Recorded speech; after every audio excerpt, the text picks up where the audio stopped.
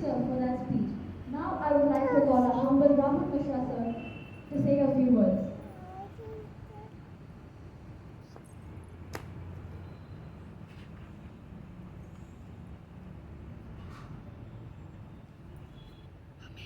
Today is our 78th Independence Day. So actually, what is the meaning of independence? I wanted to speak in Hindi, so I believe all of you understand Hindi to some degree. So हमारा जो स्वतंत्रता दिवस है, हम स्वतंत्रता दिवस क्यों मनाते हैं और इसके लिए हम किसके प्रति कृतज्ञ और आभारी हैं? मेरे विचार में आपके मुख पे सभी स्वतंत्रता सेनानियों का जिन्होंने अपना जीवन समर्पित किया इसके लिए उनका नाम आएगा। हमारे सामने महात्मा गांधी जी का चित्र है और भीमराव अम्बेडकर जी का चित्र है।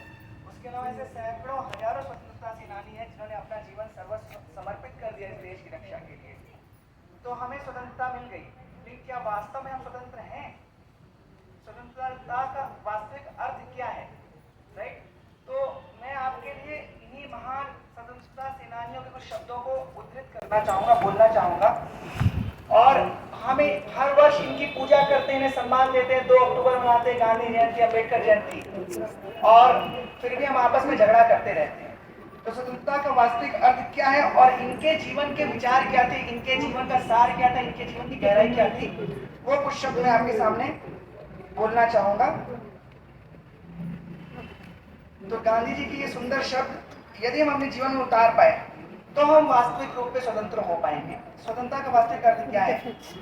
आप सबको पता होगा कि गांधी जी के जीवन में राम नाम का, भगवद गीता का कितना अधिक महत्व था। यहाँ गांधी जी कह रहे हैं, रोना हंसना दिलों से निकलता है, मनुष्य दुख मानकर रोता है, उसी दुख को सुख मानकर हंसता है, इसीलिए राम नाम का सहारा चाहिए, सब उनको अर्पण करना तो आनंद ही आनंद है। ये गांधी जी के शब्द हैं। आश्चर्य है, वैद्य मरते हैं, डॉक्टर मरते हैं, उनके पीछे हम भटकते हैं, लेकिन राम जो मरता नहीं है तो भी संतोष से बैठना नहीं चाहते हैं, लेकिन थोड़े दिन के जीने के लिए राम को छोड़ के सभी प्रयत्न करते हैं। कैसा अच्छा हो कि इतना समझकर हम राम भरोसे रहकर जो व्याधि आवे बर्दाश्त करें और अपना जीवन आनंदमय बनाकर व्यतीत करें। अब आगे गांधी जी कहते हैं, नाम की महिमा सिर्फ तुलसीदास जी ने नहीं गाई है, ऐसा नहीं है, बाइबल में भी मैं वही पाता हूँ। 10वें रोमन के 13वें कलम में कहते हैं, जो कोई ईश्वर का नाम लेंगे वे मुक्त हो जाएंगे। So this is quoted from New Testament, Romans 10:13.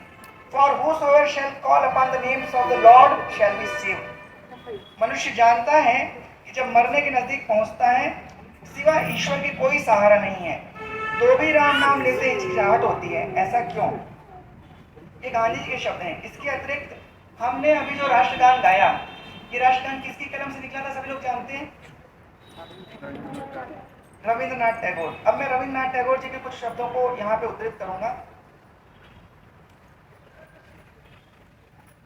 Rabindranath Tagore यहाँ पे कह रहे हैं, मस्तक मेरा नच कर दो ये अपने चरण धूलि के तल में, तुरंत डुबा दो अहंकार सब मेरा प्रभु नैनों के जल में।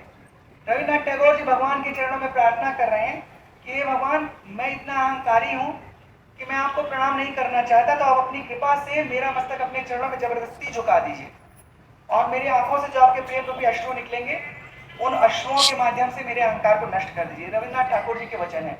इसी तरह हम किसी भी स्वतंत्रता सेनानी का चरित्र उठाकर पढ़ेंगे, चाहे वो महामना मदन मोहन मालवीय जी हो, चाहे बिरसा मुंडा जी हो। आप में से कितनों ने बिरसा मुंडा जी का नाम सुना है?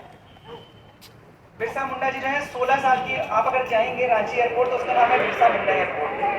16 वर्ष की उम्र में वो कन्वर्जन, क्रिश्चियन मिशनरीज के कन्वर्जन के कारण वो कन्वर्ट हो गए, और 20 वर्ष की उम्र में जब उन्होंने पुनः भारतीय संस्कृति का ज्ञान लिया तो पुनः रिकन्वर्ट होकर हिंदू बने, और फिर उन्होंने केवल 27 या 28 वर्ष की उम्र में उन्होंने स्वतंत्रता के आंदोलन में अपने शरीर को झोंक करके अपना सर्वस्व समर्पित कर दिया।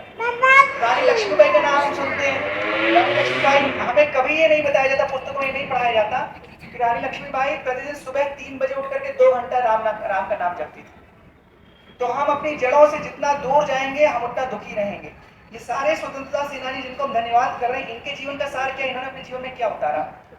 गांधी जी के शब्द हैं कि जब भी मैं अपने जीवन में कभी निराश होता हूँ तो मैं भगवद गीता को खोलकर उसके किसी श्लोक को पढ़ता हूँ और उसमें मुझे अत्यधिक शांति की प्राप्ति होती है, मेरा जो निराशा है वो दूर हो जाती है।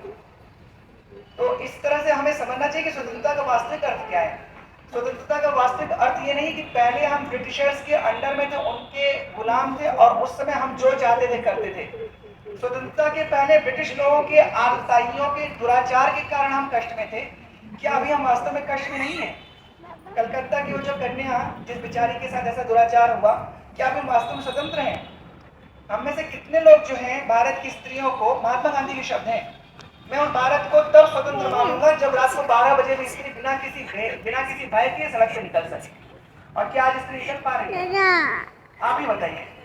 तो वास्तविक स्वतंत्रता तब प्राप्त होगी जब हम अपने हृदय में बैठे हुए जो 6 शत्रु हैं, काम, क्रोध, मद, लोभ, मोह, मात्सर्य यानी ईर्ष्या, lust, anger, envy, pride, greed, जब हम इनसे मुक्त हो पाएंगे, वो वास्तविक स्वतंत्रता होगी जब स्त्री, कहा गया शास्त्रों में, यत्र नार्यस्तु पूज्यन्ते रमन्ते तत्र देवता, जहाँ पे नारियों की पूजा होती है वहाँ पे देवता निवास करते हैं।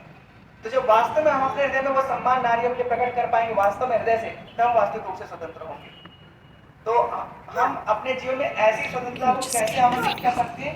जैसा कि गांधी जी के शब्दों को और रविन्द्रनाथ टैगोर के शब्दों को मैंने उद्धृत किया, केवल भगवान के चरणों का आश्रय लेकर के, और मैंने बाइबल से भी कोट किया, सभी धर्म उसी एक ईश्वर की पूजा करते हैं, उसी एक ईश्वर के चरणों की शरण लेते हैं। तो हम जितना स्वयं को भगवान के चरणों, भगवान की शरण में समर्पित करेंगे, उतना हम वास्तविक रूप से स्वतंत्र हो पाएंगे। So I'll end with this tagline: the real independence is to declare our dependence on God. No one is independent. Everyone is dependent. No matter how much we say that we are independent.